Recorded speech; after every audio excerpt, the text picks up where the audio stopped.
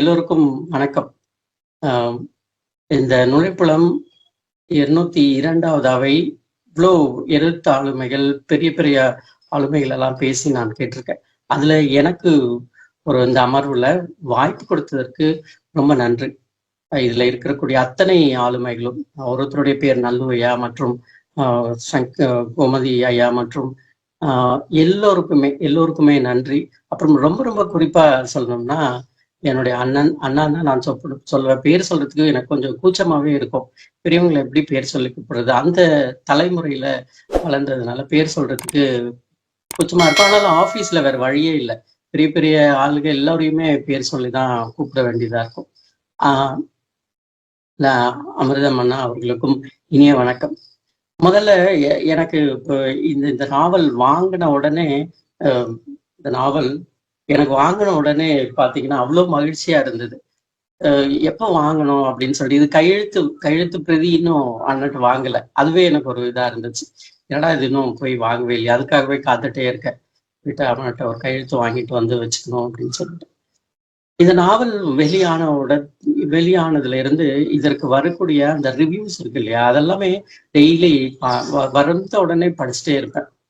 படிச்சுட்டே இருக்கும் பொழுது எனக்கு எப்படி இதை எழுதுறது அப்படின்ற ஒரு டென்ஷன் இதாயிட்டே இருக்கும். நம்ம எழுதுவோம், நம்ம சாதாரண ஒரு வாசகர். அண்ணாக்கு இருக்கக்கூடிய ஆயிரக்கணக்கான வாசகர், எழுத்தாளர் நண்பர்கள், மிகப்பெரிய ஆளுமைகள், அவங்களுக்கு மதியில இந்த இந்த இந்த நாவலை வாசிச்சு நம்ம என்ன எழுத முடியும் அப்படிங்கிற ஒரு சின்ன தயக்கம் இருந்தது. எழுதலாமா இல்ல அண்ணாட்ட போய் சொல்லிக்கலாமா, அண்ணா ரொம்ப நல்லா இருக்கு அப்படின்னு சொல்லிட்டு போயிடலாமா, கடந்துடலாமா அப்படின்ட்டு. ஆனால் எல்லோருடைய விமர்சனங்களும் பார்த்துட்டு சரி நம்மளும் ட்ரை பண்ணலாம் அப்படின்னு சொல்லிட்டு, என்னால் வாசிப்பின் நேசிப்போம் குழுவுல ஒரு புத்தகத்தை அறிமுகம் செய்து, அது தொடர்ந்து அந்த ஒரு சின்ன பழக்கம் இருக்கிறதுனால சரி சின்னதா எழுதிக்கலாம் அப்படின்னு சொல்லிட்டு தான் எடுத்தேன் நான். ஆக்சுவலா சரி என்னைக்கு எழுதி அதை ப்ரெசென்ட் பண்ணலாம் அப்படிங்கிற இன்னொரு இதுவுமே எனக்கு ரொம்ப அப்போ வாங்கி எல்லோருடைய பதிவும் பார்க்க எனக்கு தோணுச்சு. எனக்கு போன வாரம் 15ஆம் தேதி பிறந்த நாள் வந்தது.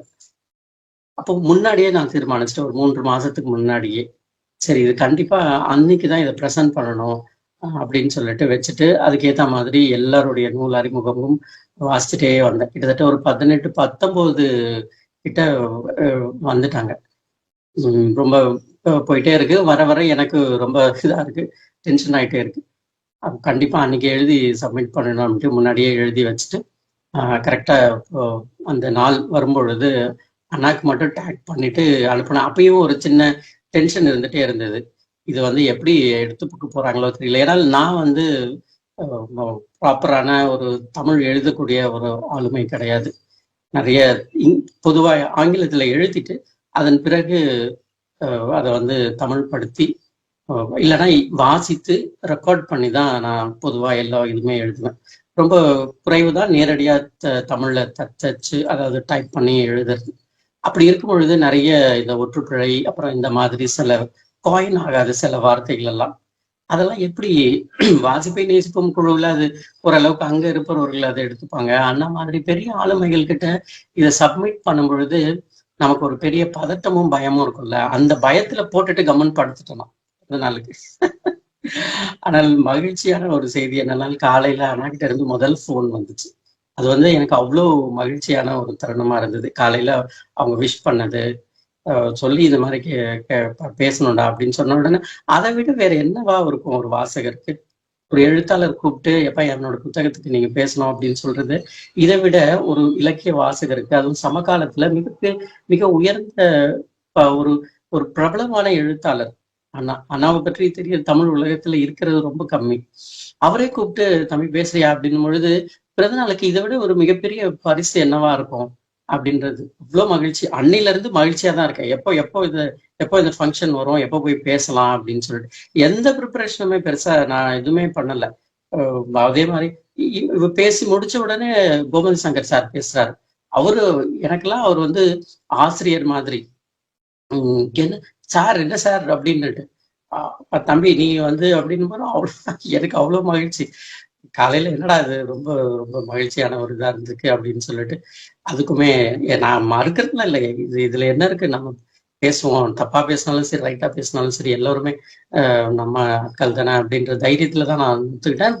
ப்ரிப்பரேஷன் அப்படிங்கிற ஒரு இதே இல்லை. ஏன்னால் எல்லோருக்குமே தெரியும், இந்த மாதிரி பொது வெளியில ஆன்லைன்ல எல்லாம் புத்தகம் ரிவ்யூ பண்ணதில்லை. இது முதல் முறை அப்படின்னு சொல்லலாம். அவ்வளோ மகிழ்ச்சியா இருக்கு. எனக்கு இது பதட்டம் தாண்டி என்னவா இருக்குன்னா மகிழ்ச்சி தான் அப்படிங்கிற ஒரு சொல் தான். எவ்வளவு ஜாலியா இந்த முதல் நாள் ஸ்கூலுக்கு போகும்பொழுது நமக்கு இருக்கும் பாருங்க, அந்த மாதிரி எல்லோருக்கும் மீண்டும் அந்த அந்த அந்த மொமெண்ட் வந்து அவ்வளவு சந்தோஷமா இருக்கு. இப்ப நான் கதைக்குள்ள போயிடுறேன். முதல்ல இப்படி வேணா நம்ம ஃபார்மலா தொடங்கிடலாம் அப்படின்னு பார்க்கும்பொழுது, முதல்ல கதை புத்தகத்தை பற்றிய ஒரு சின்ன இது கொடுத்துடுறேன். பருதி நாவல் ஆசிரியர் அண்ணா அமிர்தம் சூர்யா அவர்கள். பதிப்பகம் வந்து ஜெய்ரிகி. பக்கங்கள் 240. ஆசிரியருடைய குறிப்புன்னு பார்க்கும் பொழுது, அமிர்தம் சூர்யா அவர்கள் ஒரு பன்முக திறமை கொண்ட ஆளுமை. இவர் சிறந்த தமிழ் எழுத்தாளர் மற்றும் இலக்கிய மேடை பேச்சாளர், கவிஞர் மற்றும் இதழாளர். கல்கி வார இதழில் கிட்டத்தட்ட 14 ஆண்டுகள் தலைமை துணை ஆசிரியரா பணியாற்றிய அனுபவம் கொண்டவர். அப்படி ஒரு சிறப்பான ஒரு ஆளுமை. தொடர்ந்து இது இவருடைய முதல் நாவல். அது வந்து ரொம்ப மகிழ்ச்சி. ஆனால் எனக்கு பார்க்கும் பொழுது ஏன் அண்ணா லேட்டா அப்படின்ற மாதிரி தான் தோணும். எப்பயுமே பேசும்பொழுது லேட்டா தான் வந்திருக்கு. ஆனால் லேட்டா வந்தாலும் பேங் ஆன் டார்கெட் அப்படின்னு சொல்லுவோம் இல்லையா, அந்த மாதிரி தான் இருந்துச்சு. அதாவது வந்து ரொம்ப மிகைப்படுத்திலாம் சொல்லலை. ஒரு புத்தகம் நமக்கு எடுத்த உடனே என்ன சொல்லணும்னா, புத்தகம் கீழே வைக்காமல் வாசிக்கக்கூடிய ஆர்வத்தை தூண்டணும். அப்படி இந்த நாவல் எடுத்த உடனே ஆர்வத்தை தூண்டிடுச்சு. மொத்தம் இத பக்கங்கள்னு பார்க்கும்பொழுது நான் 240 கிட்டத்தட்ட 45 பேரா அப்படின்ற மாதிரி போகும். அப்படி ஒரு சிறப்பான ஒரு நாவல். இப்போ ஆசிரியரை பற்றி நான் சொல்லணும் அப்படின்னும் பொழுது, எனக்கு இதை பேசுவதற்கு, இப்படி ஒரு தைரியமா பேசுவதற்கு இந்த மனநிலை எங்கிருந்து உருவாச்சுன்னா, ஆசிரியர் அமிர்தம் சூர்யா அவர்கள் தான். குறிப்பா அவருடைய உரைகள் வந்து யூடியூப்ல கேட்டு கேட்டு அப்படி பிரமிப்பு ஏற்பட்ட ஒரு வாசகர் தான். அவரை நேர்ல பார்க்கும் பொழுது அவ்வளவு உணர்ச்சி வசப்பட்டுட்டேன் நான். அவருக்கு அது தெரியுமான்னு தெரியல. லக்ஷ்மி என்னோட துணைவார் கூட போகும்பொழுது சொன்னேன், இன்னைக்கு அவங்கள பார்க்க போறோம் அப்படின்னு சொல்லிட்டு. ஆனால் அவ்வளவு பார்த்த உடனே கட்டி அணைச்சுக்கிட்டாரு. நான் பொதுவா யாரையும் அண்ணா தம்பி அப்படின்னு கூப்பிடுற வழக்கமே இல்லை. ஏன்னா துறை சார்ந்து செய்யும் பொழுது அப்படி ஒரு இது வராது இல்லையா நமக்கு. டக்குன்னு எனக்கு தோணிடுச்சு அண்ணா தான் அப்படின்னு சொல்லிட்டு. அதுல இருந்து அவர் பிடிக்குதோ பிடிக்கலையோ நான் சொல்லிடுவேன். ஆனா அப்படி பேர் சொல்றதுக்கே கூச்சமா இருக்கும், ஐயோ வேண்டாம் அப்படின்னு சொல்லிட்டு. அப்படி அவருடைய உரை கேட்கும் பொழுது அப்படி பிரமிப்பா இருக்கும். அந்த உரை தான் எனக்கு வந்து இந்த பேசுறதுக்கான ஒரு விதை.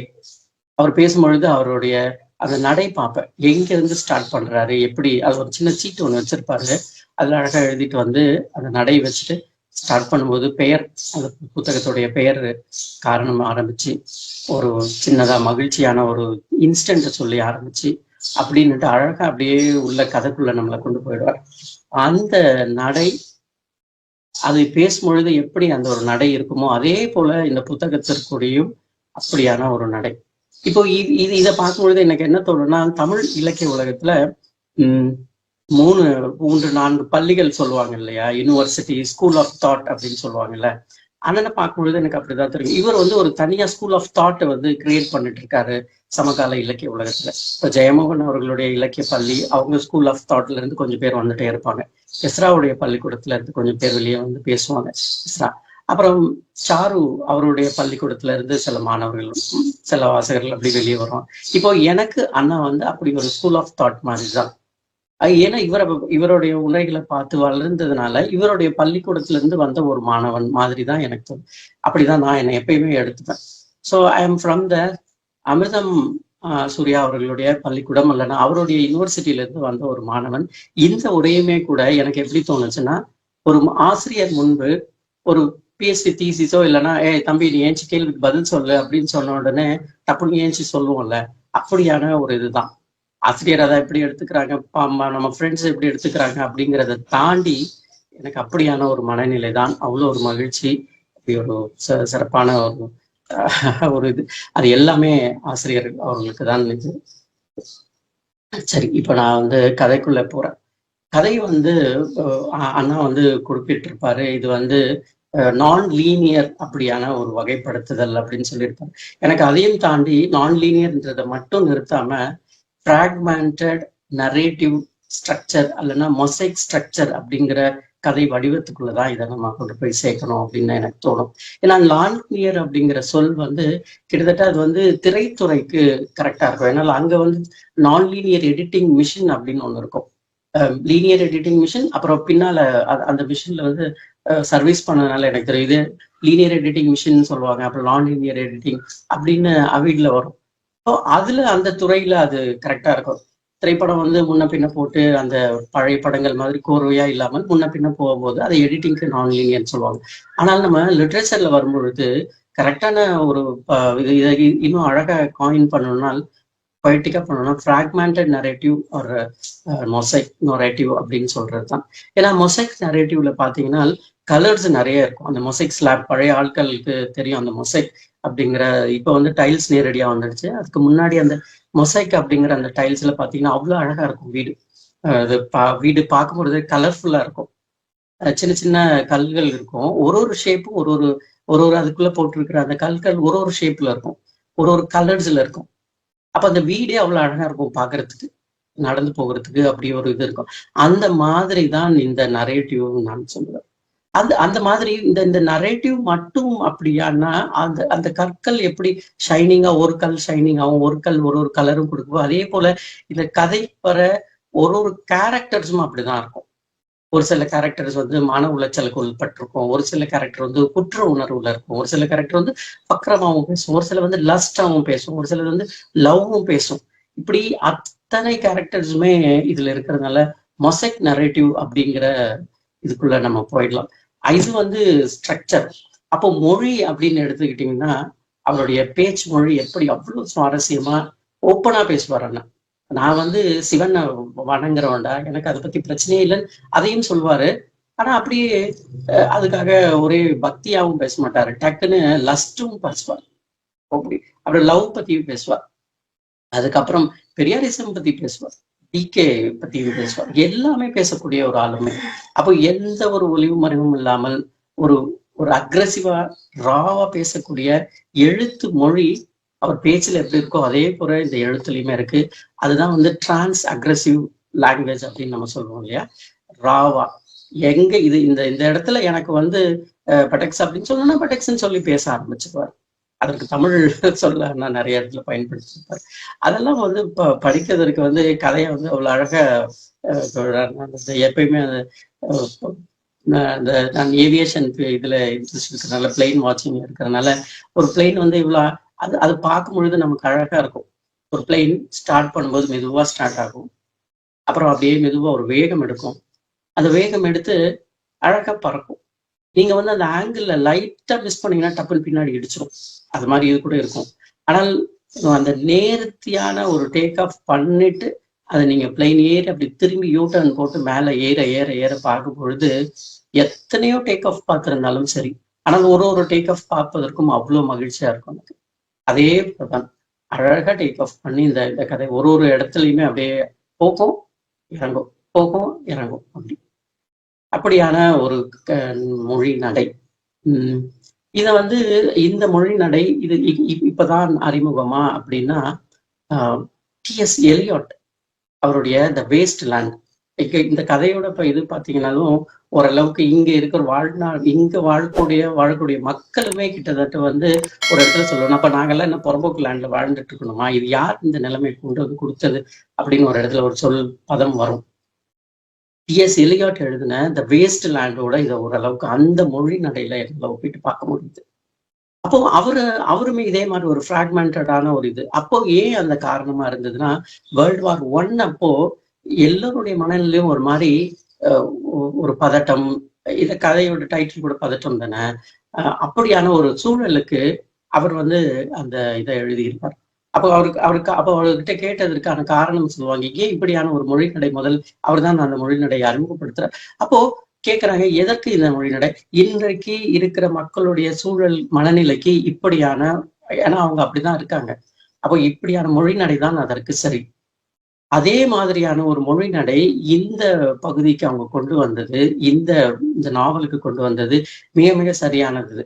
ஏனால் வியாசப்பாடி அப்படிங்கிற அந்த கதை களம் இருக்கு இல்லையா, அது வந்து அப்படியான ஒரு சூழல் கொண்ட மனநிலை கொண்ட மக்களை மனநிலை மனநிலை கொண்ட மனநிலை மக்கள், அப்படி இருந்த மனநிலை கொண்ட மக்களுடைய பகுதி தான் அது.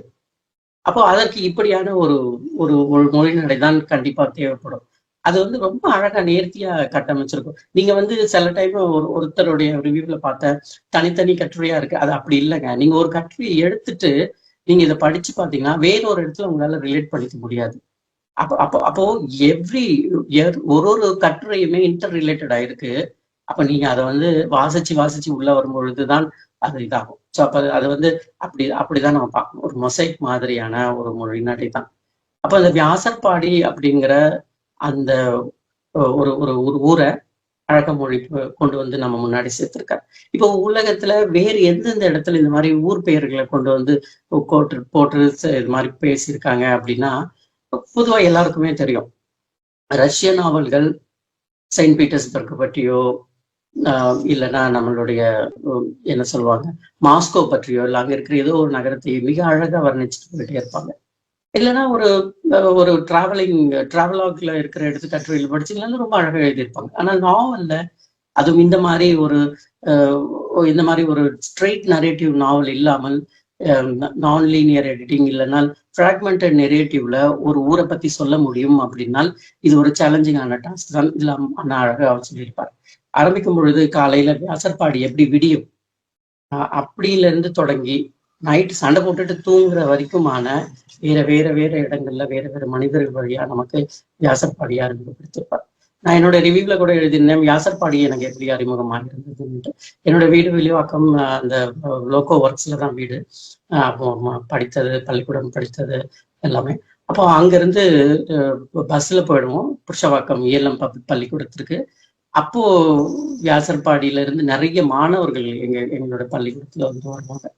அப்போ அவங்க கிட்ட இருந்து எடுத்துட்டு வரும் பொழுது என்னவா இருக்கணும், அவங்களுடைய டிஃபன் பாக்ஸ்ல வந்து நான்லாம் வந்து நான்வெஜ் கட்டிட்டு எடுத்துட்டு போறதுக்கு யோசிப்பேன். அம்மா கொடுப்பாங்களே, வேணா வீட்டுல வந்து சாப்பிட்றா அப்படின்னு சொல்லிடுவாங்க. ஆனால் வியாசர்பாடியில இருந்து வரக்கூடிய என்னுடைய மாணவர்கள், என்னோட ஃப்ரெண்ட்ஸ் என்ன பண்ணுவாங்கன்னா, அழகா குழம்பு ஊற்றி எடுத்துட்டு வருவாங்க. பசஞ்சு எடுத்துட்டு வருவாங்க, இல்லை டப்பால ஊற்றி எடுத்துட்டு வருவாங்க. அதுக்கு ஒரு கூட்டமே இருக்கும். அப்படிதான் வியாசர்பாடி எனக்கு அறிமுகமானச்சு. அப்படிதான் அண்ணாவும் இதுல எழுதியிருப்பார். நீங்க இங்க வந்து இதை இங்க தாண்டா சாப்பிட்டு பார்க்கணும், இது வேற எங்கேயும் கிடைக்காதா அப்படின்ற மாதிரி. ஆடு தொட்டி அப்படிங்கிற இடத்துல அந்த கதையில சொல்லியிருப்பார். அதெல்லாம் நான் கற்கள் எல்லாம் பின்னாடி வரேன். இப்போ இப்படி இந்த மாதிரியான வியாசர்பாடி தான் எனக்கு அறிமுகம். அதன் பிறகு வேற அந்த மனிதர்கள் அப்படி அறிமுகம். அதை தாண்டி வேற பள்ளிக்கூடத்துல வேற ஒன்றும் தெரியாதுல்ல. அப்புறம் வேலைக்கு போகும்பொழுது சென்ட்ரல் ரயில்வே ஸ்டேஷன் போகும்பொழுது அந்த ஜீவா ரயில்வே ஸ்டேஷன் கிட்டதான் வண்டி நிற்கும். அந்த இடத்துல ஒரு சின்ன இது இருக்கும், ஏன்னா எப்ப பார்த்தாலும் இங்க பிரேக் போட்டுடுறான் அப்படின்னு சொல்லிட்டு. ஆனால் ரயில்வே விடுபடி பார்த்தீங்கன்னா அது ஒரு அழகான ஒரு டைமண்ட் ஜங்ஷன் இருக்கும். அந்த மாதிரி வேற எங்கேயும் இருக்கான்னு எனக்கு தெரியல. அப்படி ஒரு அழகான ஒரு வந்து பீச்சுக்கு போகலாம், சென்ட்ரலுக்கு போகலாம். அப்புறம் நீங்க வந்து எல்லா கீழையும் மேலையும் ட்ராக் இருக்கும் அந்த இடத்துல. அந்த மாதிரி ரேரா தான் பார்க்க முடியும். மேபி நியூ டெல்லி போகும்பொழுது எங்கனாச்சும் பார்த்த ஞாபகம் இருக்கும்னு நினைக்கிறேன். நாக்பூர் ஜங்ஷன்ல அந்த மாதிரி இருக்கலாம். ஆனால் அந்த மாதிரியான ஒரு ஒரு ஒரு இடம் அது. அப்படி எல்லா விதத்திலையுமே ஒரு சிறப்பான ஒரு ஜீவா அப்படிதான் எனக்கு அறிமுகம். ஆனால் இந்த புத்தகம் அதை தாண்டி, அது வந்து ஒரு டோபோகிராஃபி தானே. ஒரு ஒரு ஒரு ஊருன்னா என்ன, உங்களுக்கு ரயில்வே ஸ்டேஷனும் அங்க இருக்கிற உணவு மட்டும்தானா? அங்க இருக்கிற மனிதர்கள் தானே. அந்த மனிதர்களை இந்த பரதி நாவல் நமக்கு அறிமுகப்படுத்தியது, குறிப்பா எனக்கு அறிமுகப்படுத்தியது. கிட்டத்தட்ட 50 கதை மாந்தர்கள், ஒருத்தர் 2 பேர் இல்ல, 50 பேருடைய வாழ்க்கைய ஆனா நமக்கு அப்படியே போற போக்குல அறிமுகப்படுத்திக்கிட்டே போறாரு. அதெல்லாம் அவ்வளவு சிறப்பான ஒரு இது இப்போ இதுல வந்து எத்தனை இப்போ வந்து கிட்டத்தட்ட 45 பேரையுமே என்னால சொல்ல முடியும். இது இவ்வளவு பேர் இது பண்ணிட்டு இருக்காங்க அப்படின்னு சொல்லிட்டு. ஆனால் ரொம்ப ஷார்ட்டா நான் சொல்லணும்னா, லவ், லஸ்ட், சொசைட்டியான ஒரு மனிதர்களை நம்ம பார்க்கலாம். லவ் ஸ்டோரி அப்படிங்கிற இதுல எடுத்தோம்னா, முதல்ல நமக்கு வர்றது மணி அண்ணாவுடைய கதை தான். ஏன்னால் அங்க வந்து உயிர் போயிடுது. அதனால அதை வந்து நம்மளால மறுக்கவே முடியல. லவ், மணியனாவுடைய அந்த ஆத்மார்த்தமான அது காதல்னு கூட சொல்ல முடியாது, ஒரு இன்ஃபாக்சுவேஷன் தான். அவர் சும்மா ஒரு 2 வாரத்தை பேசியிருப்பார். ஆனா அவருக்கு அவ்வளவு திறமையான ஒரு ஆளு.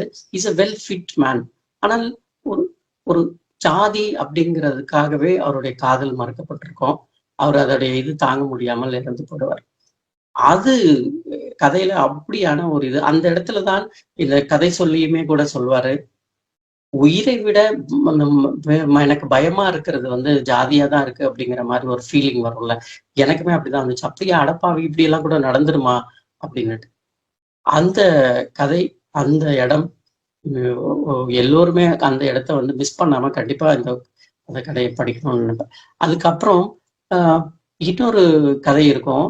இதை வந்து எப்படி நம்ம பார்க்கலாம்னா, வைதேகி காத்திருந்தால்னு ஒரு திரைப்படம் இருக்கும் பாத்தீங்களா, அந்த கதை மாதிரி இந்த இடத்துல இருக்கும். அவங்க வந்து ஒரு நம்மளுடைய கதை சொல்லிக்கு வந்து ஆதீன் அப்படின்னு பேர் இருந்தாலும் நிறைய பேர் இருக்கும். ஆனால் அந்த அந்த கேரக்டர்ல பேசி எங்கேயோ போகும்போது பேசிட்டே போவாங்க. இந்த 2 கதையை அந்த இடத்துல மிக்ஸ் பண்ணுவாங்க. ஒரு இடத்துல வந்து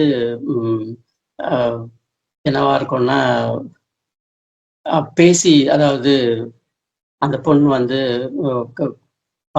பாடகர் பேசி பாடிட்டே இருக்கிற ஒரு பாடிட்டே இருக்கிற ஒரு பாடகி, ஒரு கட்டத்துல அவங்களுக்கு பாட முடியாமல் பின்னர் ஒரு ரசிகரா இருந்து அவங்க பாட முடியாமல் போன பிறகு, அதாவது ஒரு ஆப்ரேஷன் மாதிரி நடக்கும்.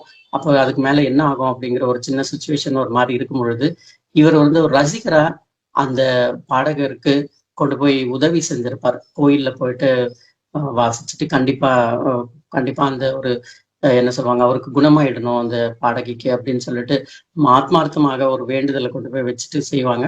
ஒரு திருநூறு கொடுப்பாரு. அதனால அவங்களுக்கு சரியா இருக்குமான்னா அதுலயுமே சொல்லுவாங்க, ஒரு ஒரு பிரசாதம், அந்த பிரசாதம் சரியா இருக்குமானா சரியா இருக்கலாம்.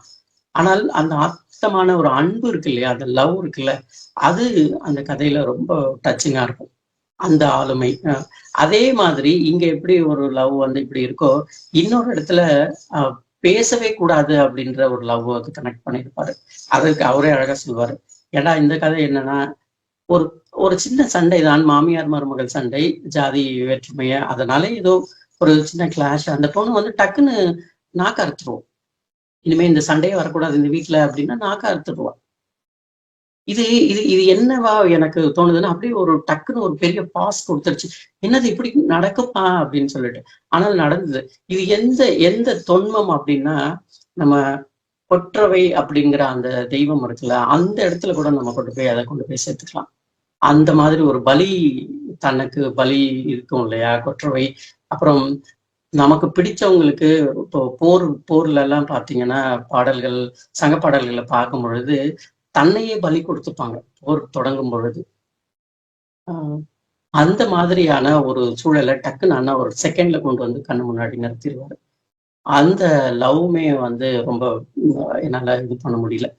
என்னடா இப்படி கூட நடக்குமா அப்படின்னுட்டு ஒரு 10 நிமிஷம் பாஸ் பண்ணிட்டு தான் அடுத்த கட்டுரைக்கு அடுத்த ஸ்டான்ஸ் பேஜுக்கு என்னால போக முடிஞ்சது. அதுக்கப்புறம் கதையில லஸ்ட் கூட நான் அப்புறமா வரேன். எனக்கு டைம் எவ்வளவு நேரம் இருக்குன்னு தெரியல.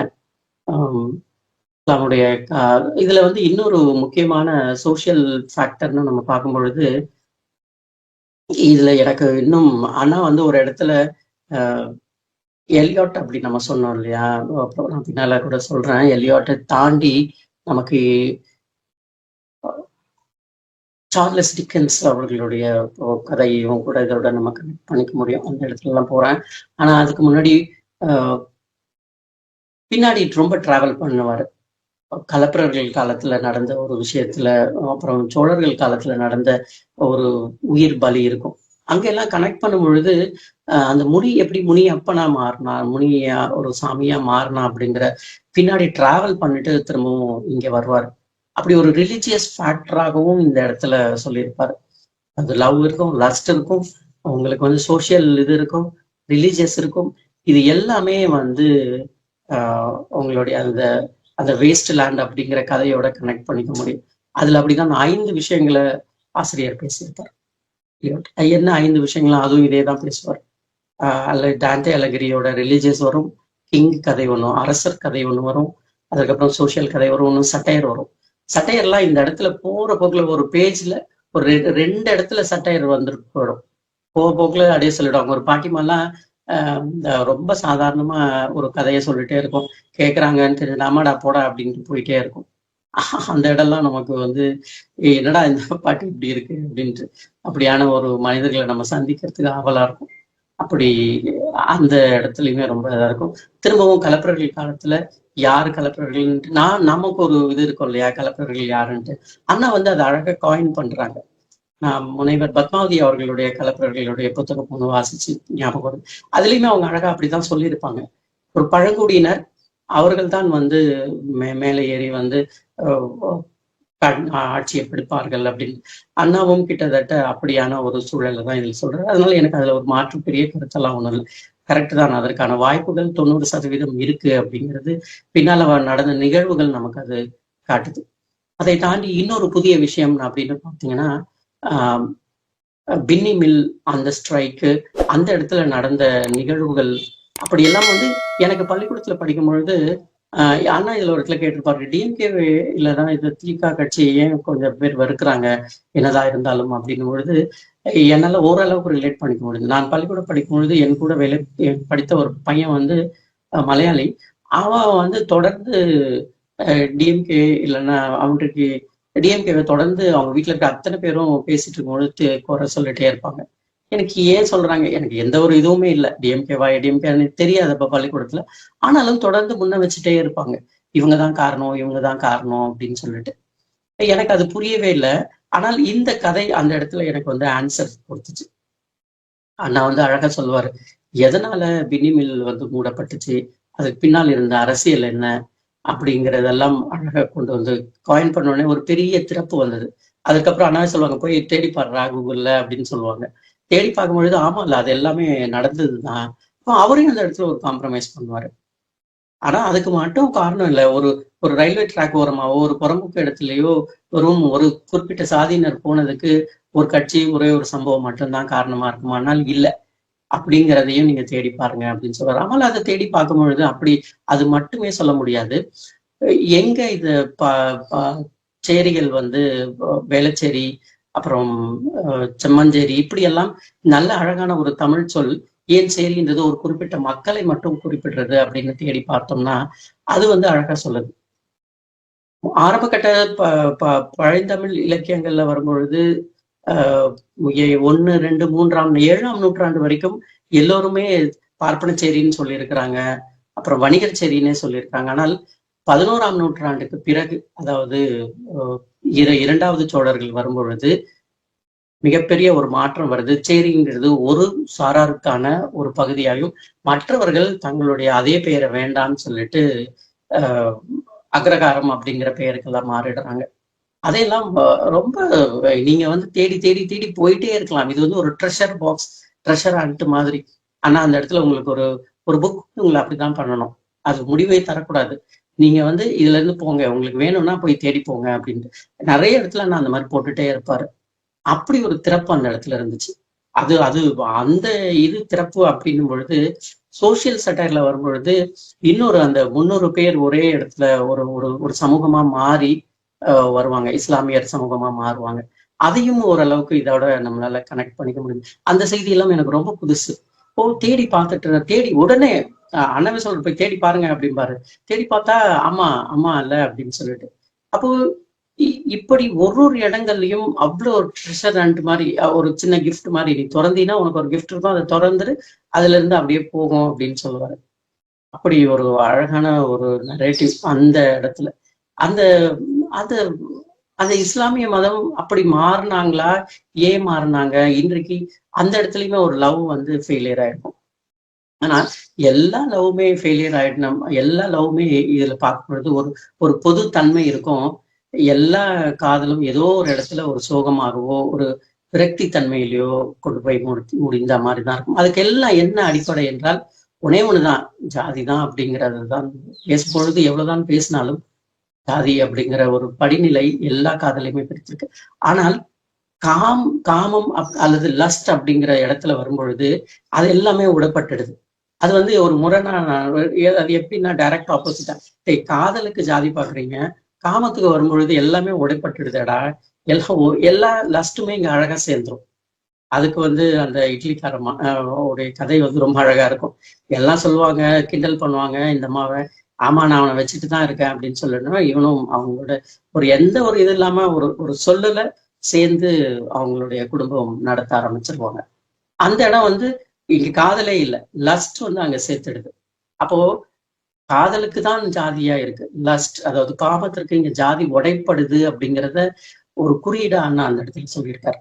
அது வந்து ஒரு பெரிய திறப்பா எனக்கு பார்க்க முடிஞ்சது. அதை தாண்டி சோசியல் சட்டையர்னு வரும்பொழுது இரண்டு இதை நம்ம சொல்லலாம். கொக்கு அப்படிங்கிற அந்த கதையில கொக்கு பிடிக்கிறதுக்கு போற இடத்துல நடக்கக்கூடிய அந்த நிகழ்வு.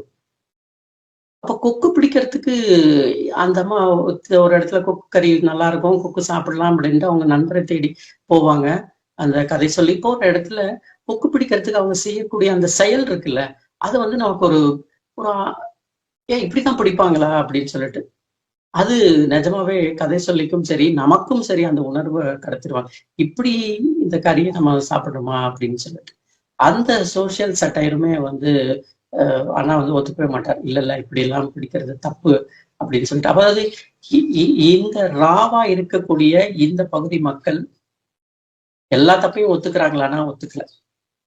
நியாயமானது மட்டும்தான் ஒத்துக்கொள்ளப்படும். இங்க அநியாயம் அப்படின்னா அதை வந்து மறுக்கிறாங்க. அது அழகா அந்த கேரக்டர் வந்து நமக்கு சொல்லியிருக்கும். அதையும் தாண்டி அப்புறம் நிறைய போயிட்டே இருக்கிறேன் நான், என்னன்னு தெரியல. இது இன்னும் ஒரு இந்த வியாசப்பாடி அப்படிங்கிறத நம்ம சொல்லணும் அப்படி. சொல்லுங்க சொல்லுங்க சீனிவாசன் சார். இல்ல சார் தொடருங்க, இன்னும் ஒரு 5 அல்லது 10 நிமிடத்துல நிறைவு செய்யற மாதிரி. நன்றிங்க நன்றிங்க, நான் நிறைவு பண்ணிக்கிறேன். அதாவது இந்த ஒரு சின்ன பிரேக் ஆயிடுச்சா, பின்னி மில்ல, அப்புறம் சோழர் காலத்துல இது பிராமணர்கள், சரி. சட்டையரை தாண்டி இதுல இன்னொரு சுவாரஸ்யமான ஒரு கதை, மறக்கவே முடியாத ஒரு கதை. இது வரைக்கும் கொஞ்சம் சீரியஸா பேசியிருந்தா கூட இந்த இடத்த சொல்லி நான் என்னுடைய இதை நான் நிறைவு பண்ணிக்கிறேன். கல்லூரி காலத்துல நமக்கு ஏற்படக்கூடிய காதல், அங்க இருக்கக்கூடிய பெண்கள், அது எல்லாமே ஒரு ஆணா பார்க்கும் பொழுது எதிர்ப்பான நம்மளுடைய ஈர்ப்பு இமீடியட்டா எப்படி வருங்கிறது முதல் நம்ம சொல்ல வேண்டியதே இல்லை. அவர்களுடைய அழகு அல்லது புற தோற்றம் தான். அப்படி புற தோற்றத்தை வைத்து அண்ணா வந்து ஒரு கதை, ஒரு கேரக்டரை இன்ட்ரோடியூஸ் பண்ணியிருப்பாங்க. அது வந்து நிஜமா இல்லை, அது உண்மைதான். அதெல்லாம் வந்து யாரும் கற்பனை எல்லாம் சொன்னாங்கன்னா என்னால் ஒத்துக்கவே முடியாது. ஏன்னால் ஒரு இப்ப இந்த மாதிரி கோ எஜுகேஷன்ல அப்படியான ஒரு கேரக்டர் இருக்கும், அப்படியான ஒரு நடந்துட்டே தான் இருக்கும். அப்படி ஒரு டீசிங் அந்த மாதிரி ஒரு பாடி ஷேமிங் நடந்துகிட்டு தான் இருக்கும். அதை வந்து அண்ணா வந்து அதை வந்து அண்ணா இங்க வந்து என்ன பண்ணிருப்பாருங்கிறது தான் எனக்கு ரொம்ப சந்தோஷமா இருந்தது. அதே மாதிரி ஒரு சூழலை கடந்து வந்தவனா என்னோட கல்லூரியில. ஆனால் இங்க இந்த கதை ஏன் அந்த கேரக்டர் ஏன் என் மனசுக்குள்ள ரொம்ப பதிஞ்சு போயிடுச்சுன்னா, அண்ணா வந்து அதுக்கு ஒரு எழுத்தாளர் வந்து அங்க ஒரு தீர்வு கொடுக்குறாரு. அந்த தீர்வு இப்ப மிக எனக்கு இன்னைக்கு யோசிக்க வைக்குது. என்னடா உனக்கு இன்னைக்குமே அந்த மாதிரி ஒரு தீர்வு நம்மளால கொடுக்க முடியுமா தைரியமானால், அந்த தைரியம், அந்த சூழல், அந்த மாதிரி ஒரு நீங்க இந்த மாதிரி ஒரு நிலப்பகுதியில் இருந்து போனீங்கன்னா தான் உங்களுக்கு அந்த தைரியம் வரும். இல்லைனால் நீங்க வந்து ஒரு எலைட் மைண்ட் செட்ல உட்காந்துட்டு நம்ம போய் இதுக்கெல்லாம் பதில் சொன்னோம், நம்ம ஏன் இதெல்லாம் சொல்லணும் அப்படின்ட்டு கடந்து போயிடுவோம். ஆனால் அண்ணா வந்து அந்த இடத்துல அழகா அந்த பெண்ணுக்கு ஒரு தீர்வு கொடுப்பாரு. அப்புறம் நான் பேசிட்டு இருக்கும்போது இது உண்மையா, இது அது அந்த ஒரு தீர்வு வந்து நிஜம்தானா, அப்படி ஒரு தீர்வு கிடைச்சதுன்னா நம்ம எடுத்து வச்சுக்கணும், அண்ணன்ட்ட காட்டி கூட வச்சுக்கணும் அப்படின்னு நினைச்சிட்டு இருக்கேன். பார்க்கும்பொழுது அதை நம்ம வாங்கிக்கணும் அப்படின்னு சொல்லிட்டு. இது ஏன் என்னால சொல்ல முடியும்னா, என்னுடைய கல்லூரியில படிக்கும் பொழுது இப்படியான ஒரு சூழல் இருந்துச்சு. அப்போ நாங்க என்ன சொல்லுவோம்னா, நான் இங்க பாடி ஷேமிங் பண்றேன் அப்படிங்கிறத தாண்டி எனக்கு ஏற்பட்ட அனுபவம் கல்லூரியில் நேர்ந்த நேரடி இது சொல்றேன். இப்போ நம்ம வந்து டபுள் இதுல பேசும்போது எப்படி சொல்லுவோம்னா மறைமுகமா பேசுவோம் இல்லையா? அப்போ வந்து பூரி பூரி எனக்கு என்னடா இன்னைக்கு என்னடா டிஃபன் அப்படின்னு சொன்னா சில பெண்கள் கிராஸ் பண்ணும்போது பூரி கிழங்குடா அப்படின்னு சொன்னா உங்களுக்கு புரியும் நினைக்கிறேன். என்னடா இன்னைக்கு அப்படின்னா சாப்பிட்டுட்டு வரும்பொழுது சொன்னா அப்பளம் அப்படின்ற மாதிரி ஒரு கோட் வேர்டு பேசுவோம். அந்த அந்த மாதிரி பெண்கள் போகும்பொழுது அப்பளம்னு கொஞ்சம் புஷ்டியா பூரிப்பா இருக்கிற பெண்கள் போகும்பொழுது பூரி கிழங்கு அப்படின்னு சொல்றதும் அந்த அப்புறம் இன்னும் கொஞ்சம் இதா சொல்லும்போது டெக்னிக்கலா பேசும்போது கொஞ்ச நாள் எல்லாருக்கும் புரிஞ்சிடும்ல. அப்ப வேற வேற சொல்ல நாங்க பயன்படுத்துவோம். அதுல ஒண்ணு வந்து அப்பளம், அப்புறம் தட்டுவடை அப்படி போயிட்டே இருக்கும். பானிபூரி அடி இந்த மாதிரி நிறைய சொல் இருக்கும். அதுல ஒண்ணு வந்து டெக்னிக்கலா பேசும்பொழுது பிளாட் பிளேட் கலெக்டர் அப்படின்ற ஒரு சொல் பயன்படுத்துவோம். அப்படி சிலதெல்லாம் அப்படியே ஞாபகப்படுத்தியும் பார்க்க முடிஞ்சது.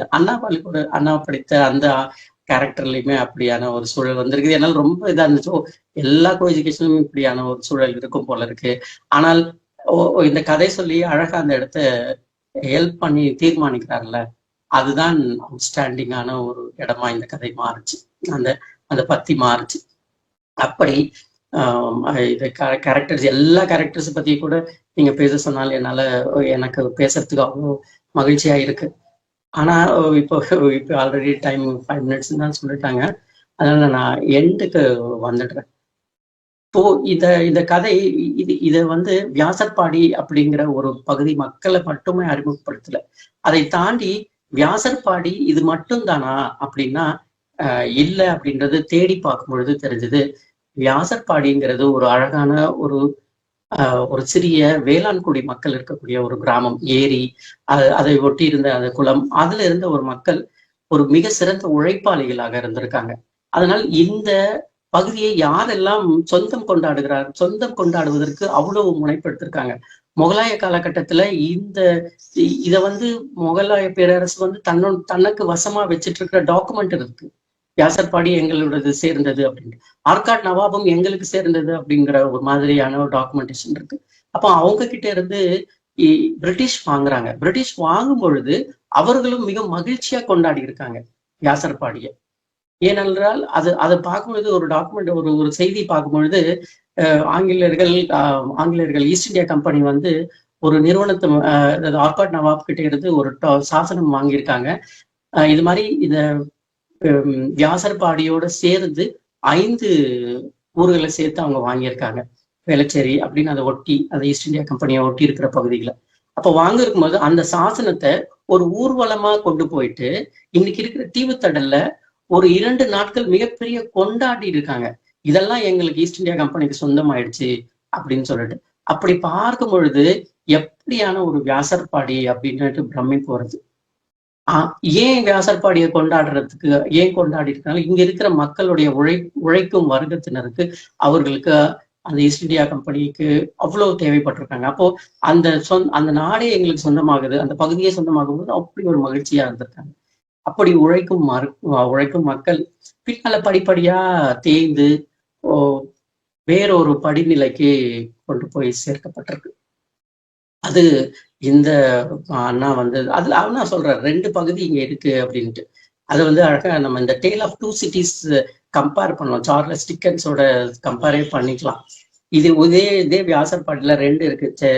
ஒரு பகுதியினர் வந்து கொஞ்சம் இதாகவும், இன்னொரு பகுதியினர் என்ன நடந்துகிட்டு இருக்குங்கிறது இவங்களுக்குமான ஒரு இடைவெளி இருக்கா. இந்த டேல் ஆஃப் 2 சிட்டிஸ் பாத்தீங்கன்னா லண்டனுடைய எலைட் இதை வந்து அழகா சொல்லும் நமக்கு. இன்னொரு பக்கம் பாரிஸோடைய அடித்தட்டு மக்களுடைய வறுமையையும் அங்க இருக்கக்கூடிய சூழலையும் அழகா அந்த சார்லஸ் டிக்கன்ஸ் வந்து அழகா அதுல காட்சிப்படுத்திருப்பார். அதை போலதான் எனக்கு உடனே தோணுச்சு. இந்த வியாசர்பாடி ஒரு சிறிய ஊரா இருந்தாலும் இலக்கியத்துல இந்த சார்லஸ் டிக்கன்ஸோட டேல் ஆஃப் 2 சிட்டிஸ் மாதிரி 2 பகுதியை அண்ணா வந்து நமக்கு எழுத்தாளர் நமக்கு அறிமுகப்படுத்தியிருக்காரு அப்படிங்கிறது. இது ஏன் வாசிக்கணும் அப்படிங்கிறதுக்காக நான் சொல்லி முடிச்சிடுறேன், நிறைவு செஞ்சிடுறேன். பாத்தீங்கன்னா ஏன் வாசிக்கணும் அப்படிங்கிற கேள்வி நமக்குள்ள வருது. இப்போ நமக்குள்ள இருக்கிற நீங்க எவ்வளவுதான் வெளியே பேசினாலும் நான் வந்து ஜாதி பார்க்க மாட்டேன், நான் வந்து ஒரு பண்பட்ட ஒரு மனிதன் அப்படின்னு பேசினாலும் திருமணம் அல்லது காதல்னு வந்துட்டு நீங்க போய் கேட்கும் பொழுதுதான் ஒரு மனிதனுடைய உண்மையான முகம் அப்படிங்கிறது தெரிய ஆரம்பிக்குது. அந்த ஜாதி படிநிலை அங்கதான் வருதுங்கிறது இந்த இடம் எந்த ஒரு காம்ப்ரமைஸும் பண்ணாம அண்ணா வந்து ராவான ஒரு மொழியில அழகா பிரசன்ட் பண்ணியிருக்காரு. அதற்காக கண்டிப்பா உங்களை நீங்க சீர்படுத்திக்கணும் அப்படின்னா, உங்களுடைய மன அழுக்குகளை நீங்க தொடர்ந்து பார்த்துக்கணும் அப்படின்னா, இந்த புத்தகத்தை பார்த்தீங்கன்னா ஏதோ ஒரு இடத்துல நீங்க உங்களை போய் டேக் பண்ணிப்பீங்க. ஆமா இல்ல என்கிட்ட இப்படி கேட்டா நானும் இப்படிதான் சொல்லிடுவேன்ல அப்படின்ட்டு. அப்போ இதை வந்து ஒரு லிட்ரேச்சரா நம்ம சரி பண்ணிக்கிறதுக்கு இந்த நாவல் நீங்க கண்டிப்பா வாசிக்கணும். நீங்க வந்து ஒரு இன்ஸ்டன்ட் வந்த அப்புறமா சரி பண்றதுக்கு பதிலா ஒரு தடுப்பூசி மாதிரி இந்த நாவலை படிக்க படிக்க நிறைய அந்த கேரக்டர்ஸ் நமக்கு சொல்லி கொடுத்துக்கிட்டே இருக்கு. இந்த சுச்சுவேஷன்ல நீ என்ன பண்ணுவேன். அப்ப இந்த நாவல் உங்களுக்கு என்ன சொல்லி கொடுக்குதுன்னா, லிட்ரேச்சரா மைண்ட்ல நீ ஒன்னும் ப்ரிப்பேர் ஆயிடும். உங்ககிட்ட ஜாதி பற்றியோ வேற ஒரு விஷயங்களே வந்தா நீ வந்து உன்னை தூய்மைப்படுத்திக்கோ அப்படின்னு சொல்லி கொடுக்குது. அதற்காகவும் இந்த நாவல் கண்டிப்பா வாசிக்கலாம். வாய்ப்புக்கு நன்றி. அடுத்து ஏற்புரை வழங்குவதற்காக தமிழ் இலக்கிய உலகத்தின் மிக பெரும் ஆளுமை, ஆசிரியர் அறிமுகம் ஏற்கனவே கொடுக்கப்பட்டிருந்தாலும் ஒருங்கிணைப்பு என்கிற முறையில் ஆசிரியர் பற்றிய ஒரு சிறு குறிப்பு. எழுத்தாளர் உலகத்தில் மிகப்பெரிய ஆளுமை, இலக்கிய மேடை பேச்சாளர், கவிஞர், இதழாளர் என்று பன்முகத்தன்மை கொண்ட நமது எழுத்தாளர் அன்பிற்கினிய அமிர்தம் சூர்யா அவர்களை நுழைவுலம் அன்போடு வரவேற்பதோடு, பல்வேறு விருதுகளுக்கு சொந்தக்காரரான இவர் பல்வேறு சிற்று இதழ்களில் தனது கவிதைகளையும் கட்டுரைகளையும் எழுதியிருக்கிறார். 13 ஆண்டு காலம் கல்கியில் தலைமை துணை ஆசிரியராக பணியாற்றி பின்பு முழு நேரம் எழுத்து பணியோடு கரும்பாண்டி ஜங்ஷன் என்னும் யூடியூப் சேனலில் தனது பேச்சுக்களையும் தமிழ் இலக்கியம் சார்ந்த செயல்பாடுகளையும் பகிர்ந்து வருகிறார். திருப்பூர் தமிழ் சங்க விருது, தினகரன் இதழ் கொடுத்த பரிசு, எழுச்சி அறக்கட்டளை விருது, கனக சபாபதி விருது, அன்னம் விருது, சௌமா விருது என பல்வேறு விருதுகளுக்கு சொந்தக்காரர் இவர். பல்வேறு கவிதை தொகுப்புகளையும் கட்டுரைகளையும் தமிழ் இலக்கியத்திற்கு கொடுத்து தற்பொழுது பரதி என்று சொல்லக்கூடிய பின் நவீனத்துவ நாவலை வரலட்சுமி அம்மாள் நாவல் போட்டியில் ஒரு வாந்தி வர மாதிரியே இருக்குப்பா. மன்னிக்கணும் ஆயிடுச்சுப்பா, என் உடம்பு நல்லா இல்லப்பா.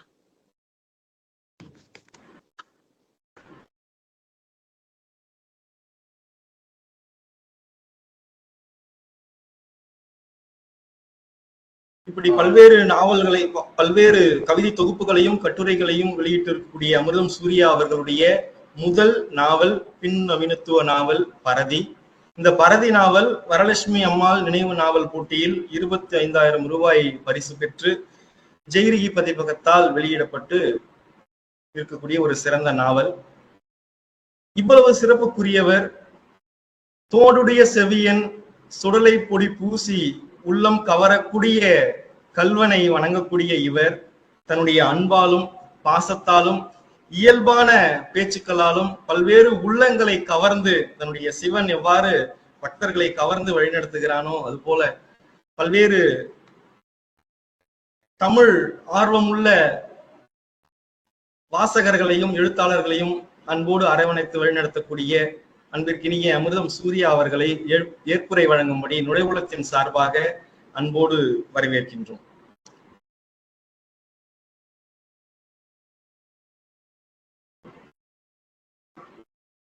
வணக்கம். கேக்குதுங்களா? கேக்குதுங்களா? நீங்க பேசலாம். அன்பு நண்பர்களே, பலமான வணக்கங்கள்.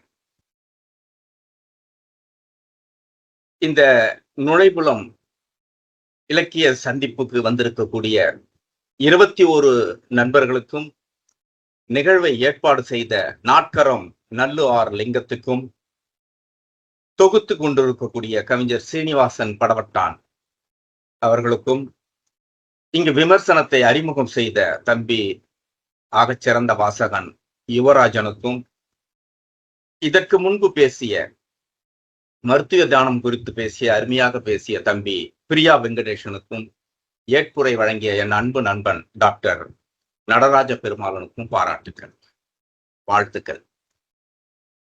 இப்போ இந்த 21 பேர் சேர்ந்து இருக்கக்கூடியவர்களை தவிர காலையில இருந்து இந்த லிங்க்ல கொஞ்சம் சிக்கல் வந்துகிட்டே இருந்தது. எனக்கே லிங்க் ஓபன் ஆகல.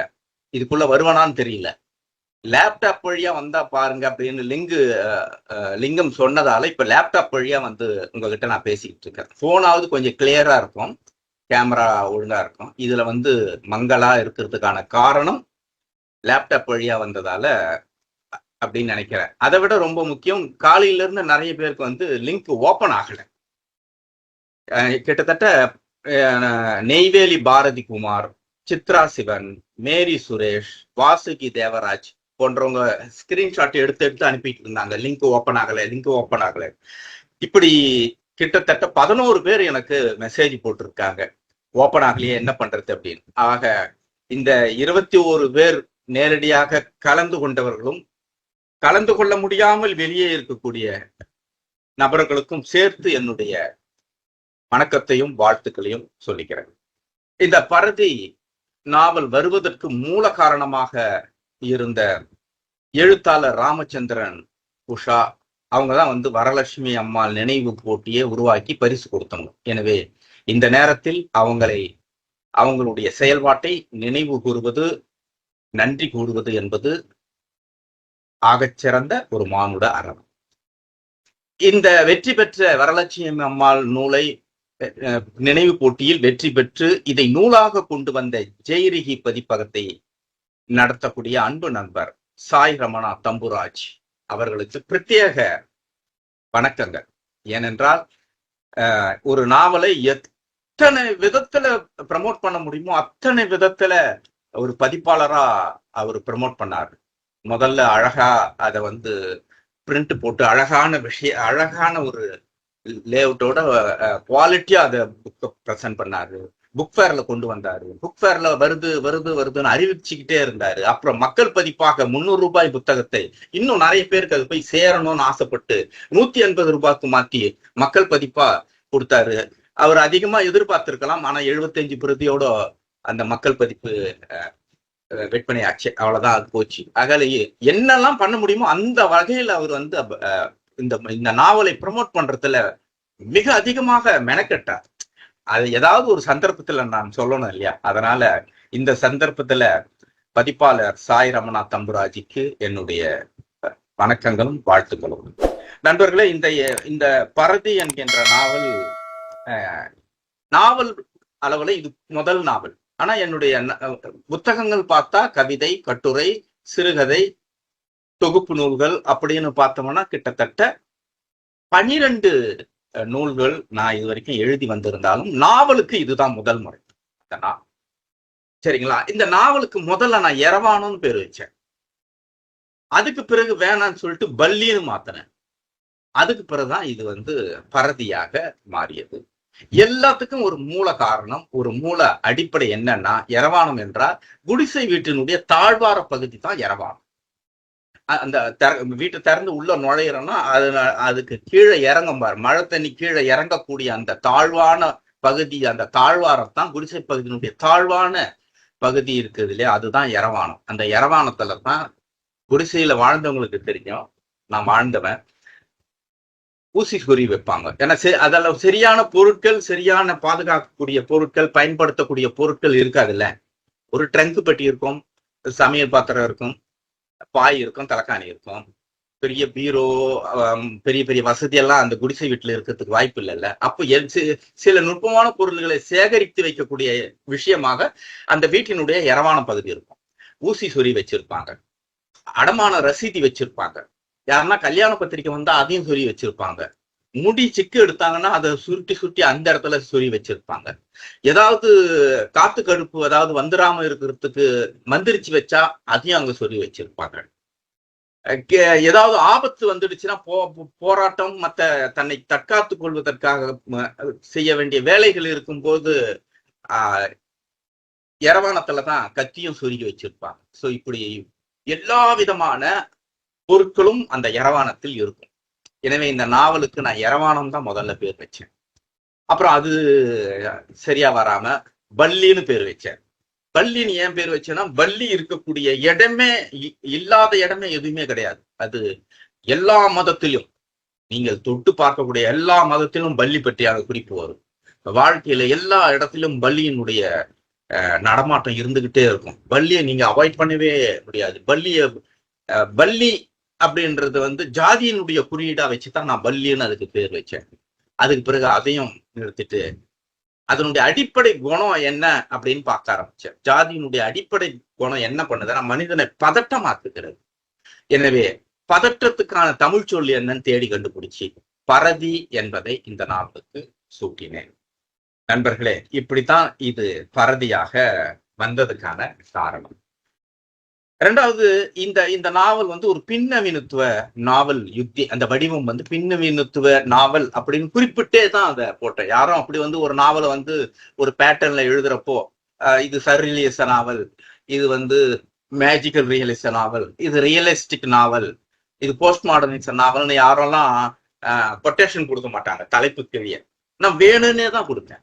அது கவனத்தை ஈர்ப்பதற்காகவும், என்ன இது பெரிய போஸ்ட் மாடர்னிசம் அப்படி சொல்லணுமா என்ன, அது படிச்சு அவங்களுக்கு தெரியாதான்னா சொல்லுவேன் அப்படின்ற ஒரு டோன் தான் அது. அதனாலதான் பரதி பின்னவீனத்துவ நாவல் அப்படின்னு கொடுத்ததுக்கு காரணம், சொல்லக்கூடாதுன்னு இருக்குது இல்ல மரபு, அதை மீறு. எனக்கு தெரியும் இப்படி சொல்லக்கூடாது. ஒரு நாவல் வந்து ரியலிஸ்டிக் நாவல், போஸ்ட் மாடர்னிச நாவல், மேஜிக்கல் ரியலிஸ்ட் நாவல்னா சொல்லக்கூடாதுப்பா. நாவலை கூட எங்களுக்கு போதும் அப்படின்னு ஒரு ரூல்ஸ் இருக்குல்ல, அதையும் உடைச்சு பரதி பின்னவீனத்துவ நாவல் நான் சொல்லுவேன். நேர்கோட்டு நாவலுக்கு தான் நான் கதை சொல்லணும். ஆரம்பிச்சு கதையை அழகா உன்னை உட்கார வச்சு கதை சொல்லிக்கிட்டே வந்து நடுவுல வந்து காதல் கதை, வன்ம கதை, திகிலு எல்லாம் சொல்லிக்கிட்டே வந்து நடுவுல நகைச்சுவையெல்லாம் சொல்லி கதையை வந்து ஃபைனலா கதையை முடிக்கணும் இல்லையா? கதை முடிஞ்சிடும். இந்த நாவல் கதை முடியாது, தொடரும் என்றுதான் நான் போட்டிருக்கேன். தற்காலிகமாக நிறுத்தப்பட்டுள்ளது, மீண்டும் தொடர்வேன் அப்படின்னு தான் இந்த நாவலுடைய எண்டு. சரி, அப்புறம் இந்த எப்பயுமே இந்த வடிவமே வந்து ஏன் எடுத்தேன் அப்படின்னு பார்த்தோம்னா, 14 வருஷம் நான் கல்வியில தலைமை துணை ஆசிரியரா இருந்தேன் இல்லைங்களா? அப்ப பார்த்து பார்த்து படிச்சு சலிச்சு போன ஒரு வடிவம் இந்த ரியலிஸ்டிக்கான யதார்த்தமான வெகுஜன கதையாடலான ஒரு நேர்கோட்டு கதை சொல்ற மெத்தட் இருக்குல்ல. எங்க 14 வருஷம் ஒருத்தன் தொடர்ந்து கதையா படிக்கிறான். அம்மா அவனுடைய வாழ்நாள்ல காலையில போனவனே 5 கதை படிக்கணுங்க, தினம் 5 கதை படிக்கணும். அப்போ ஒரு வாரத்துல 7 35 கதை படிக்கணும். அதுவே போட்டி வச்சுட்டாங்கன்னு வச்சுங்க, அமரர் கல்கி நினைவு சிறுகதை போட்டி வச்சுட்டாங்க, 1350 கதை வரும். உதவி ஆசிரியர்கள் படிக்கணும். அப்போ வாழ்நாள் முழுக்க நேர்கோட்டு கதையா படிச்சிருந்தவன் அந்த சலிப்புல இருந்து வெளியே வந்து புதுசா ஃப்ரெஷ்ஷா வேற ஒரு வடிவத்தை எதிர்நோக்குறான் இல்ல, நான் எதிர்நோக்கணும் இல்ல. அதுக்குதான் இந்த போஸ்ட் மாடர்னிச நாவல்ல இந்த வடிவத்தை நான் கையாண்டேன். இது என்ன பண்ணும் இந்த வடிவம் அப்படின்னா, இது ஒற்றை பிரதியா இருக்காது. இதுதான் கதைன்னு சொல்லாது, டைரக்டா இதான்பா கதை அப்படின்னு சொல்லாது. வாசிக்கிறவன் தான் அந்த கதையே தீர்மானிப்பான். கதைக்கான எல்லா கதைகளன் கேரக்டர் வர்ணனைகள் எல்லா அம்சங்களையும் உங்ககிட்ட கொடுத்துட்டு நீ கதையை ரெடி பண்ணி கதையை படிச்சு முடிச்சுட்டு ஒரு கதையை நீ உருவாக்கு என்று வாசகனிடத்தில் ஒப்படைக்கிறது தான். எனவே ஒற்றை பிரதியை வாசகனிடத்தில் இது எதிர்நோக்காது அல்லது அளிக்காது. இரண்டாவது, கலைத்து போடுவது, எல்லாத்தையும் கலைத்து போடுவது. இதுவரை நீங்கள் தீர்மானித்து வைத்திருக்கக்கூடிய எல்லாவற்றையும் கலைத்து போடுவது. பண்பாடு, கலாச்சாரம், வடிவம், பெயர், அரசியல் எல்லாவற்றையும் கலைத்து போடுவது. அதாவது அவற்றிற்குள் இருக்கக்கூடிய அதிகாரத்தை கலைப்பது, அதிகாரத்தை கேள்வி எழுப்புவது. இதுதான் இந்த போஸ்ட் மாடர்னிசத்தினுடைய விசேஷத்தன்மை. ஒரு பார்வை வந்துகிட்டே இருக்கும், உடைச்சிட்டு அது தப்பு, இவர் சொல்றது தப்பா சொல்றாருன்னு இன்னொரு பார்வையை வைப்பது, ஒரு பார்வையை இன்னொரு பார்வையின் மூலமாக மறுதளிப்பது, தர்கிப்பது என்பது. அப்புறம் இது அதனால்தான் வடிவத்திலேயே இந்த போஸ்ட் மாடர்ன் யுக்தியை நான் வந்து தொடங்கி இருப்பேன். இது வந்து வாசகனுக்கு சர்வ சுதந்திரத்தை அளிப்பது. கரெக்டா படிச்சுக்கிட்டு வரணும்னு இல்ல, பிரிச்சா சீட்டு எடுக்கிற மாதிரி பிரிச்சா 98வது படத்தை படிச்சோம்னா அந்த நேரத்துக்கு அது போதும். 120வது பக்கத்தை ஏதோ ஒரு வேகத்துல ஒரு 120வது பக்கம் இது என்ன அத்தியாயம் அப்படின்னு பிரிச்சோம்னா அந்த அந்த போர்ஷன் அந்த நேரத்துக்கு உங்களுக்கு போதுமானதா இருக்கும். இதுக்கு முன்னாடி என்ன, இதுக்கு பின்னாடி என்ன, ஐயோ கண்டினியூ ஆகலையே, தொடர்பு இல்லையெல்லாம் உங்களுக்கு சங்கடப்பட்டாது. எல்லாமே விட்டு விட்டா இருக்கும். கிட்டத்தட்ட யுவராஜன் கணக்கு போட்டு சொல்லியிருக்காரு, 50 கதை மாந்தர்கள் இந்த பரதி நாவலில் இருக்கிறார்கள் அப்படின்னு யுவராஜன் சொன்னது. ரெண்டாவது அதான் அது வந்து உங்களுக்கு வந்து எல்லாமே இருக்கும். இதுல இருந்து எல்லா வடிவமும் இருக்கு. கதை இருக்கும், அதுல அனுபவம் இருக்கும், சம்பவம் இருக்கும், கட்டுரை இருக்கும், விவாதம் இருக்கும், குறிப்புகள் இருக்கும், கலப்பிரர்கள் சம்பந்தமா வரும்போது புனைவுகள் இருக்கும். இப்படி மொழியினுடைய எல்லா வடிவமும் இதுக்குள்ள இருக்கும், இந்த பரதிக்குள்ள இருக்கும். கிட்டத்தட்ட ஒரு கொலாச் ஓவியம் போல எல்லா அம்சங்களும் இதுக்குள்ள இருக்கும். அப்போ வந்து அவன் வந்து நேர்கோட்டுல பயணிக்கவே முடியாது வாசகன். ஒரு ஜிக்ஜாக் மாதிரி மேல கீழே ஏறி இறங்கி தான் இதை வாசிச்சு முடிப்பான். வாசிச்சு முடிக்கும் போது அவன் ஒரு கதைக்குள்ள தீர்மானிச்சுட்டு வந்துடுவான். நண்பர்களே, இப்படியான ஒரு விஷயம்தான் இந்த பரதி நாவலுக்குள்ள இருக்கு. இது வந்து பாஞ்சாலி துரியோதன் என்ற முரணான கதாபாத்திரம் இருக்குல்ல, 2 பேருக்கும் ஆகாது இல்ல, பாஞ்சாலி துரியோதனன். இந்த 2 பேருமே ஒன்னா கணவன் மனைவியா வாழக்கூடிய ஒரு சூழல் இந்த கதைக்குள்ள இருக்கும். அப்போ பெயர்களுடைய பிம்பத்தை உடைப்பது. பாஞ்சாலிக்கும் துரியோதனனுக்கும் செட் ஆகாது இல்லைங்க. துரியோதனுடைய தொடைய பிளந்து அந்த ரத்தத்தை கூந்தல்ல முடிச்சாதாண்டா அப்படின்னு சொல்லி ஒரு பெரிய யுத்தத்தையே கொண்டு வந்தவள். ஆனா கதையில பாஞ்சாலியும் துரியோதனனும் கணவன் மனைவிகள். கணவன் மனைவினா கல்யாணம் பண்ணாங்கன்னா அதெல்லாம் ஒரு கன்றாவியும் கிடையாது. விரும்புவாங்க, ஒரு சந்தர்ப்பத்துல ஒன்னா சேர்ந்துருவாங்க. அதுல இருந்து அந்த செக்சுவல் முடிஞ்ச பிறகு வெளியே வந்த பிறகு எல்லாரும் பார்ப்பாங்க, இவன் தான் எனக்கு புருஷன், போய் சீக்கிரம் டீ வாங்கி வாடா அப்படின்னு சொல்லக்கூடிய, அவள்தான் முடிஞ்சு போச்சு. திருமணம்ன்றது அந்த வார்த்தையிலேயே முடிஞ்சு போச்சு. அந்த செயல் மற்றும் வார்த்தை மற்றும் மற்றவர்களுக்கு அறிவிப்பது, அவ்வளவுதான். எந்த சடங்கும் இல்லை, எந்த விதமான அறிவிப்பும் இல்லாமல் கணவன் மனையாகி விடுகிறார்கள் என்பதை அதுவும் ஒரு உடைத்தலாக அந்த பிரதியில நான் காமிச்சிருப்பேன். திருமணம் என்ற கட்டமைப்பை உடைப்பது, பெயர் பாஞ்சாலி துரியோதனன் என்ற பெயரை உடைப்பது, நீதி கட்சி அல்லது திராவிட கட்சியின் மீது பற்று எனக்கு இருக்குல்ல, அதே மாதிரி நிறைய பேருக்கு இருக்கும்ல, அந்த நீதி கட்சியின் மீதான பிம்பத்தை உடைப்பது, மத மாற்றத்தை நியாயம் சொல்லுவாங்கல்ல, அந்த நியாயத்தை உடைப்பது, கலப்பிரர்கள் மூலமாக ஒரு புனைவை உருவாக்கி அதை உடைப்பது, கம்யூனிஸ்டுகளுடைய மனநிலையில் ஜாதி எவ்வாறு இருக்கிறது என்று சொல்லி, எல்லா கம்யூனிஸ்டும் அப்படி இல்லப்பா, கல்யாண நேரத்துல ஜாதி பாக்குறாங்கப்பா அப்படின்னு சொல்லி அந்த கம்யூனிஸ்டுக்கான மீதான பிம்பத்தை உடைத்து மீண்டும் மறுகட்டமைப்பு பண்ணுவது, இப்படி எல்லாவற்றையும் உடைத்து மீண்டும் கட்டமைக்கக்கூடிய வேலையை இந்த பரதி நாவல் செய்திருக்கும் என்று நம்புகிறேன். இதெல்லாம் நான் ட்ரை பண்ணி அதுல உருவாக்கினது. ஒரு எழுதுனவன் அல்லது சிற்பி அதுக்கான விஷயத்த சொல்றேன். ஒருவேளை நீங்க பார்க்காம போயிட்டீங்களா, பாருப்பா அப்படின்னு சொல்லணும் இல்லையா, அதுக்காக சொல்றேன். நண்பர்களே, இவ்விதமான இந்த பரதி நாவலில் தம்பி யுவன் மிக அழகாக விமர்சனம் எழுதியிருக்கிறார். அதற்கு முன்பாக பரதி நாவல் வந்து இதுவரை விமர்சன கட்டுரைகள் எழுதிய 19 நண்பர்களுக்கு நான் என்னுடைய தலைவணங்கி அவர்களுக்கு என்னுடைய வணக்கத்தையும் நன்றியும் தெரிவித்துக் கொள்கிறேன். அந்த 19 விமர்சனங்களும் என்னுடைய முகநூல் பக்கத்திலே நான் பதிவு செய்திருக்கிறேன். அது எங்களாவது காணாம போயிடக்கூடாதுன்றதுக்காக அது என்னுடைய பிளாக் அமிர்தம் சூர்யா blogspot.com நான் அதை சேமித்து வைத்திருக்கிறேன். இந்த 19 சேர்ந்து இன்னும் சில நாட்களில் யாராவது விமர்சனம் எழுதினா ஒட்டுமொத்தமாக அந்த விமர்சனங்களை எல்லாம் தொகுத்து நூலாக போட வேண்டிய டாக்குமெண்டேஷனா மாத்தணும், மிஸ் பண்ணிடக்கூடாது அப்படின்னா விமர்சனங்களை தொகுத்து நூலாக போடக்கூடிய தன்மைக்கு வந்திருக்கிறேன். விரைவில் இன்னும் 2 வாரங்களில் அதற்கான வேலைகளை நான் தயார்படுத்தி விடுவேன். அப்பொழுது பரதி குறித்தான விமர்சனங்கள் எழுதியவருக்கு நன்றி செலுத்தும் விதமாக அந்த நூல் இருக்கும் என்று விரும்புகிறேன். இப்பொழுது பேசிய யுவன் சில விஷயங்களை குறிப்பிட்டார், ரொம்ப அழகா பேசினார். இது அவருக்கு முதல் பேச்சு அப்படின்னு நான் நினைக்கிறேன். ஜூம் மீட்டிங்ல பேசுறது இது அவருக்கு முதல் பேச்சு அப்படின்னு நினைக்கிறேன். அவர் சொன்னது சில விஷயங்கள்.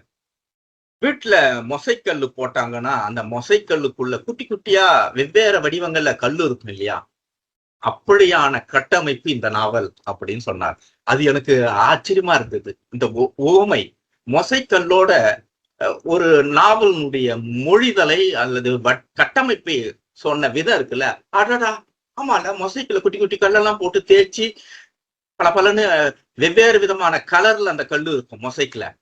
உண்மைதான் இல்ல, சரி அவன் அட செமையா ஐடென்டிபிகேஷன் பண்ணியிருக்காரு அப்படின்னு. அப்புறம் அந்த வாசிப்பு எப்படி இருக்கும் அப்படின்றத சொல்லும் போது விமானத்தின் புறப்பாடு மாதிரி எப்படி அது வாசிப்பு இருக்குது அப்படின்னு அதை வந்து கம்பேர் பண்ணார், எப்படி ஆரம்பிச்சு எப்படி போகுது அப்படின்னு. ஏனென்றால் இந்த பிரதியில அவர் சொல்ற மாதிரியே இந்த பிரதியில வந்து விமானத்தின் புறப்பாடு மாதிரி தான் நான் வந்து ஓப்பனிங்லேயே வச்சிருப்பேன். ஓப்பனிங்லேயே இந்த பரதியினுடைய நாவலோட ஓப்பனிங்லேயே வந்து என்ன இதுமோ போஸ்ட் மாடர்னிசமா ஏதோ பிச்சு போட்ட மாதிரி உடச்சி எழுதியிருப்பானா இவனுக்கு எழுதியிருக்கிறான் நம்ம இந்த நாவல்னு 2 கேரக்டர் பேசிக்கும். நாவலில் வரக்கூடிய கதாபாத்திரங்களே முதல் அத்தியாயத்தில் பேசிக்கொள்வார்கள். அதுதான் அப்படித்தான் அமைச்சிருப்பேன். என்ன ஏதோ நாவல் எழுதுறான், நம்ம கதை ஒழுங்கா சொல்ல மாட்டானா, பிச்சு போட்டிருப்பானா, ஜாங்கிரி மாதிரி இது பிச்சு போட்டிருப்பானா, நாம தான் சேர்த்து ஒட்ட வச்சுக்கணுமா, ஆமாமா ஒழுங்கா எழுத தெரியாதவனுங்களாம் இப்படிதான் எதையாவது ஒண்ணு சொல்லி ஒப்பேத்துவானுங்க அப்படின்னு இன்னொரு கேரக்டர் சொல்லலாம். இல்லடி அப்படி இல்லடா, அப்படி சொல்லிட முடியாது, ஏற்கனவே வந்து சிறுகதை தொகுப்பு போட்டவன், கதையை ஒழுங்கா எழுதி சிறுகதை தொகுப்பு போட்டவன் இந்திரா பார்த்த சாரதி தான் 300 கொடுத்துக்கிறாரு இந்த ஆளுக்கு, இப்ப நாவல் எழுதிக்கிறான்னா. ஓ, இந்திரா பார்த்த சாரதி 300 கொடுத்துருக்கிறாரா?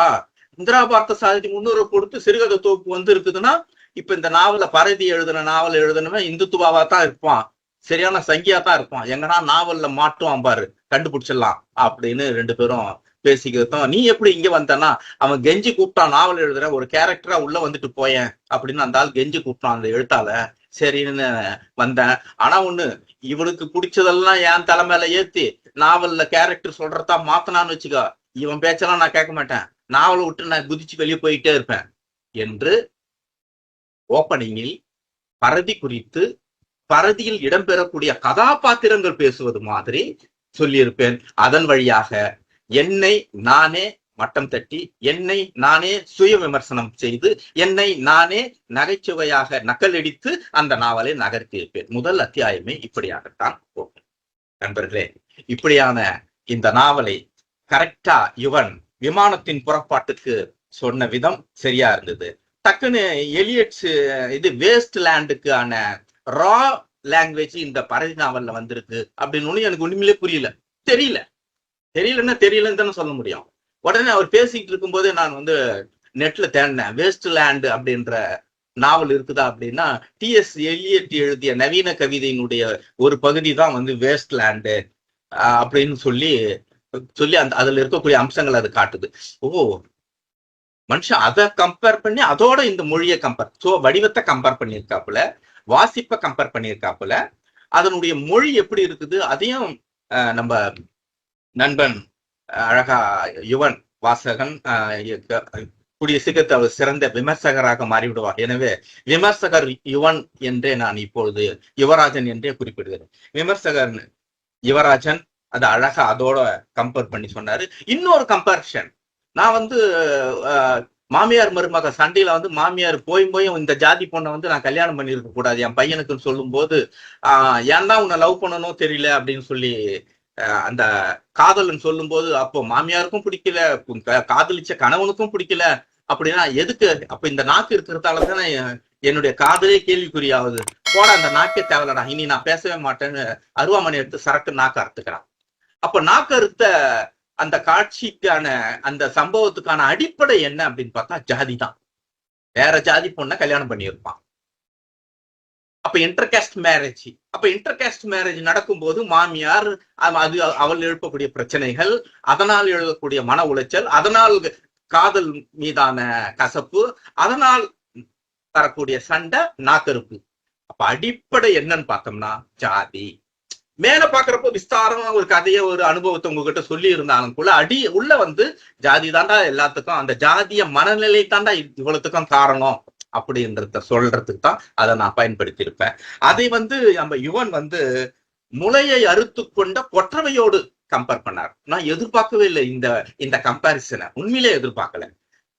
ரொம்ப அழகா வாசிச்சு அழகா சொல்லியிருக்கேன். இதெல்லாம் எனக்கு புதுசு. இப்போ அவர் சொன்னதெல்லாம் மொசைக்கோட கம்பேர் பண்ணிட்டது, விமான புறப்பாடோட கம்பேர் பண்ணது, லாங்குவேஜ வேஸ்ட் லேண்டோட கம்பேர் பண்ணது, அப்போது 50 பேர் கதை மாந்தர்கள் இருக்கிறாங்கன்னு சொன்னது, முளையை அறுத்த கொற்றவையோடு நாக்கை அறுத்த பெண்மணியை ஒப்பிட்டது, எந்த இடத்துலையும் இந்த கதை என்ன தெரியுமாப்பா அப்படின்னு நாவலுடைய கதையை வந்து ஃபுல்லா ஒப்பிக்காம, படிக்கிறவன் படிச்சுக்கோ, அதுல இருக்கக்கூடிய அம்சத்தை மட்டும் நான் சொல்றேன் அப்படின்னு போஸ்ட் மாடர்னிச தொனியில் யுவராஜன் இந்த நாவலை விமர்சனம் செய்திருக்கிறார். அப்படிதான் சொல்ல முடியும். நான் என்ன மெத்தட்ல எழுதணும்னோ அதே மெத்தட்ல அவர் இந்த விமர்சனத்தை முன் வச்சிருக்கிறாரு அப்படின்றதுதான். நண்பர்களே, இவ்விதமாக இந்த நிறைய பேசி அவரு குறிப்பிட்டது இந்த மாதுளா சம்பந்தமானது. +2 படிக்கிற காலத்துல மார்பக வளர்ச்சி குன்றிய ஒரு பெண்ணை கேலி செய்வதும், அந்த கேலியிலிருந்து அந்த பெண்ணை வந்து மீட்டு எடுக்கிறது எப்படி, எல்லாரும் வந்து இப்படி கிண்டல் அடிக்கிறாங்களே, ஏன் இவ ஹாஸ்பிட்டல் போல, ஏன் இவ டாக்டரை பார்க்கல, எல்லா பெண்களும் மாதிரி பூத்து குலுங்கக்கூடிய ஒரு பருவத்தை இந்த பெண் ஏன் எய்தல அப்படின்னு சொல்லி பதட்டப்படுறதும், அதுக்கு பிறகு அதுக்காக சித்த வைத்திய குறிப்பெல்லாம் லைப்ரரியில தேடி அதுக்கான ஒரு குறிப்பை எடுத்துன்னு வந்து அதை பேப்பர்ல எழுதி, இந்த சித்த வைத்திய குறிப்புப்படி சொன்னா உன்னுடைய தட்டையான மார்பகம் பருத்து விம்மும் என்று சித்தர்கள் சொல்லி இருக்கிறாருமா, நான் சொல்லலாமா, அதுக்கே அவனுங்க மெனக்கட்டு இதெல்லாம் ஆராய்ச்சி பண்ணி எழுதியிருக்கிறாங்க அப்படின்னு ஒரு குறிப்பை கொடுத்து, அந்த குறிப்பின் வழியாக எல்லா சக பெண்களின் மாதிரியும் அவளும் ஒரு பூத்து குலுங்கக்கூடிய பருவ பெண்ணாக மாறினாள் என்கின்ற ஒரு கதை இப்படி வருகிறது அல்லவா. அந்த சித்த வைத்தியத்துக்கான பொருட்கள்ல ஒன்றுதான் மாதுளம்பழம். அந்த மாதுளம்பழத்தினால் அவள் மேன்மை அடைந்ததால் என்னை மேன்மை அடைய செய்த இந்த நண்பனுக்கு மாதுளா என்று பெயர் சூட்டுகிறார்.